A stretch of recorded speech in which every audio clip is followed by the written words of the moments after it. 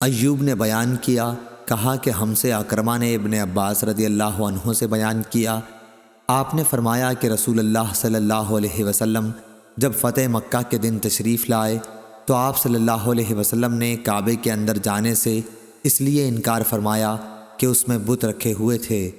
پھر آپ صلی اللہ علیہ وسلم نے حکم دیا اور وہ نکالے گئے۔